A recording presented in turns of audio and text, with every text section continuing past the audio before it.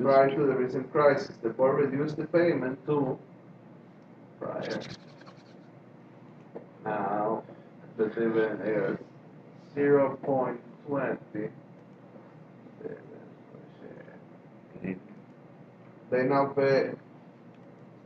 They now pay 0.76 after now.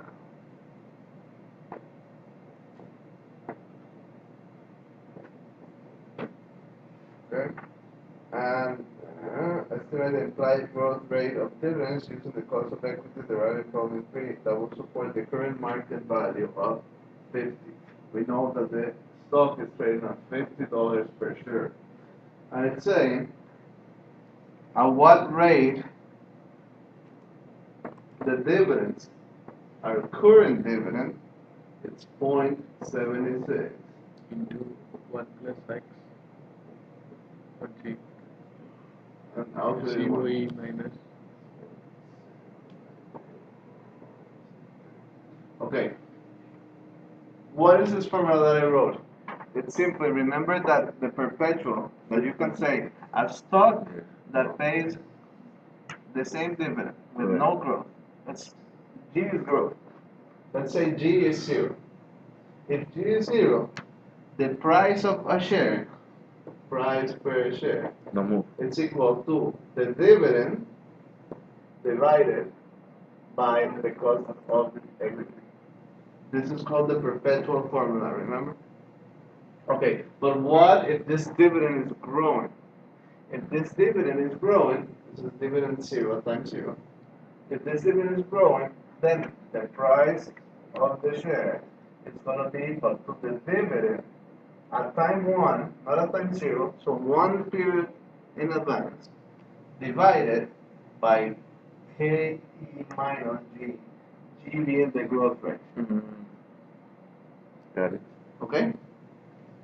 So you The see that the dividend- formula is the same, because if you have no growth, dividend 1 is equal to dividend 0. Right. So you get the same formula. Okay? So And here, if there is a growth, dividend 1 is equal to dividend 0 into 1 plus 0. yeah, 1 plus 0. So here, that's what we do. We have 0.76. This is our latest dividend. So this is dividend at time 0. Zero. But we don't need that dividend. We need One. next one.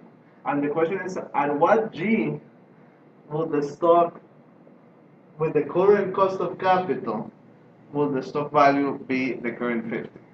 So we say 50 is equal to 0.76 times 1 plus the growth rate. That's going to give us dividend at time 1 divided by the cost of capital that we got in the previous, that was 0.984, minus G. We solve that equation and we get that it should be 30.35%. Now here I use the CAPM. Yeah, he used the 10%. If you use the 10%, you get 8.353. Right. Okay, so you could use either one. Was it? I mean, you should be consistent. Yeah, this is easy. I don't think it's coming, right?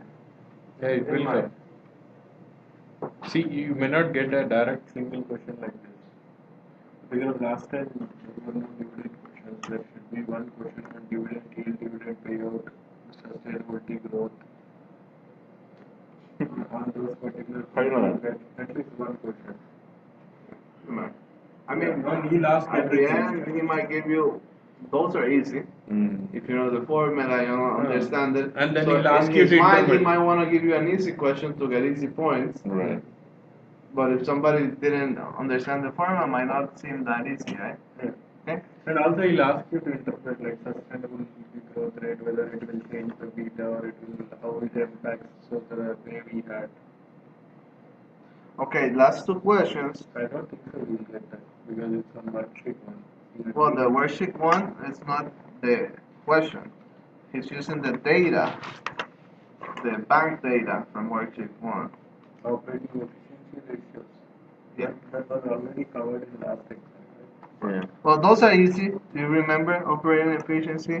They basically are how much of your earning assets No, I'm sorry. Operating efficiency is basically net expenses, non-income expense divided by net income margin plus non-interest income. Okay. So that tells you what are the expenses relatively to the revenue, let's say, of the bank. Right. So if the bank had 67 and the peers had 62, the bank is doing worse than the peers. Why are they doing worse? Because it has more non-interest expense relative to the revenue, let's say, or to the other one. What is the formula? The formula is operating efficiency. Earning. No, this is operating. Operating. There's earning Oh, and operating. operating. Operating This is efficiency. operating. No interest expenses. Non-interest expense divided by net interest income. Plus. The net, right? That's the one that interest income minus interest expense. Plus. Plus non-interest Income. income. What is that? And in the second one, he asks the earning efficiency. And earning efficiency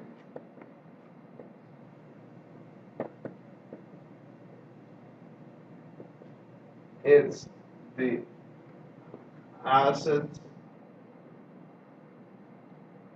earning interest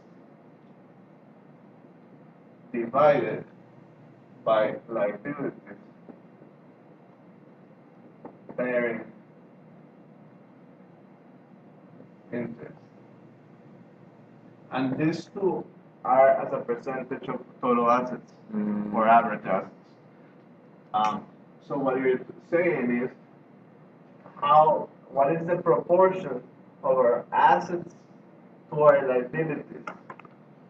Assets earning interest, and liabilities where we have to pay. If the liabilities we don't have to pay, we're happy. Like a deposit where we don't pay anything, it's not included here. Right. But bonds and other liabilities that we have to pay are included here, or saving accounts and all that. And that's called the earnings efficiency. So the higher this number, the better. The lower this number, the better. The higher this number, the better.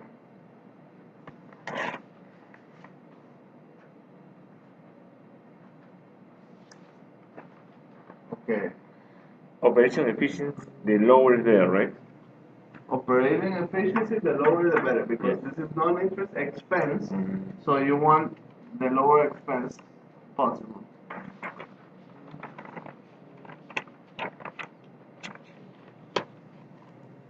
Okay, this one I didn't do it, but let's do it.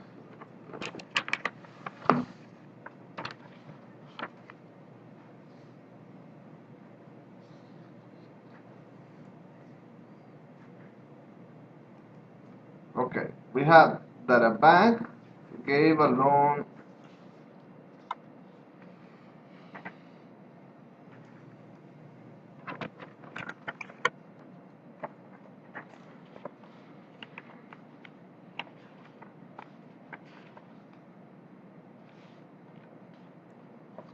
a bank lent a company 18 million.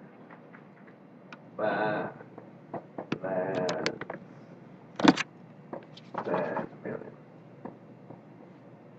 Okay. And the loan was secured by 12 million 8-year 3% interest payable on semi-annual basis, medium grade bonds with a face value due at maturity.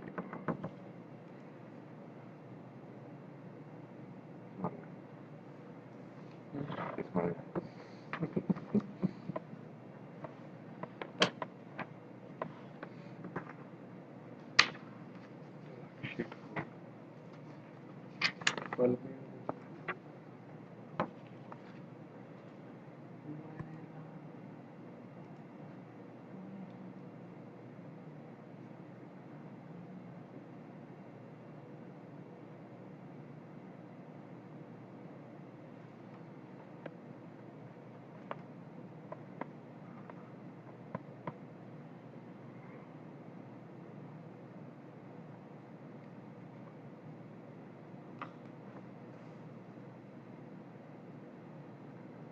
Okay, so the question is asking what is the value of the collateral, okay?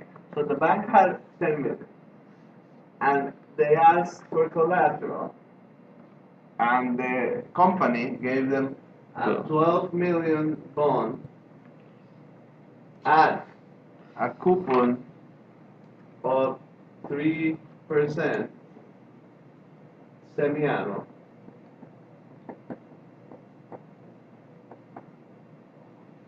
Eight years. And we're priced at par. Okay? Price at par was that it was priced at 100, correct? So what is the advance the bank gave? When we talk advance is the proportion of the loan towards or the collateral towards the loan, right? So basically, if you take 10 divided by 12, it's 83. So the loan is 83% of the collateral. So the bank gave 83% of the collateral as a loan. But now this loan, this collateral, was downgraded. So, and it has passed, how many years? It has passed a couple of years. Now it's a 5-year bond. So what the question asks, what is the value of the collateral after the downgrade? And we see that now after the downgrade, a bond like this has to yield 6%. So what is the value of this collateral? It's very simple. It's again bond pricing. You have future value is equal to 12 million. Payment it's going to be equal to 3 divided by 2, 3% divided by 2 times, if we have 12 million, it's 180,000. Correct? And the N, they say now it's 5 years, times, it's 2 times, right? So, times 2 is equal to 10. And we know that the required rate is going to be 6 divided by 2 or 3%. And we want to know what the present value is. So we put it in the calculator and we say 12 million future value, payment 180,000, then we compute present value. And we get a present value of 10 million.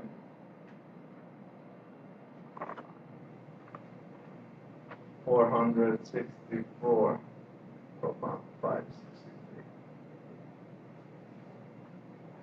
Alejandro, una pregunta. ¿Qué pasaría si es que what happens if the price no a par? Is no par, below the par? Here in first? Yes. Well, then you have to calculate what was the value of this bond. For example, here the price 90% par, 90% below. Yeah, then the present value is less than 12, and the advance was more than 83%. So the initial guarantee was less than 83%. So for, if 90%, what will be the I mean, the fixed value of this bond, because it's priced at par, is Right. 12 million. 12 million, Correct? yeah, right. If it's priced below par, it's less than 12 million. So present value? Yeah. And this bond is collateral. So that means if the bank knows this, if it's priced less than par, so they're accepting less collateral. Right now they're accepting 12 million collateral that now became 10 million. So the risk here is the collateral risk. The collateral can actually be downgraded or be less in the future than what you expected. Because now the bank has a 10 million loan and the collateral is almost the same as the loan. Right.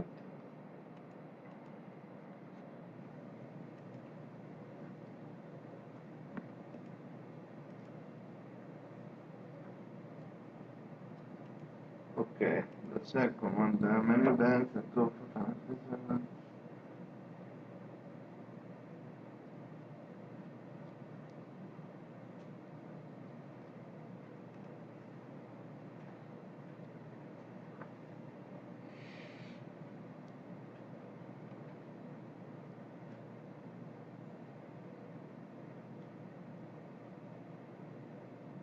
What is the financial impact? Well, the financial impact is that now they have very little collateral on the loan. Yeah, The lower your advance rate, the more cushion you have. But you have given 10 million, it's slightly more than 10 million. Yeah, but your policy is to have around 60% collateral. You stretch it to 83, and now if this bond, the yields go a little bit higher, they're gonna tell you to skip the bond. So that's it, the impact. Okay, now the second one is a lease example.